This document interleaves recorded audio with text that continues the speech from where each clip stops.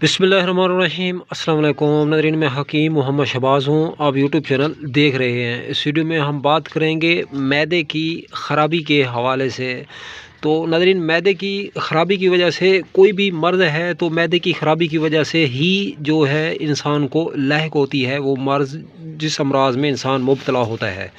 तो सबसे पहले जो है इंसान का मैदा वीकनेस की तरफ जो है जाता है, तो फिर उसके बाद जो है फिर बीमारी की इब्तिदा होती है। तो मैदे की अब तक जितनी मेडिसिन तैयार हो चुकी हैं हर्बल, ऑर्गेनिक, देसी तिब में, तिब्बे यूनानी में, तो उनमें सबसे बेहतरीन और कामयाब जो है चोटी की दवाओं में इसका इंतखाब होता है अतरीफ़ल शाहतरा का। तो अतरीफ़ल शाहतरा जो है ये मैदे के अमराज में इंसान को जो है कम अज़ कम मुब्तला होने देती है।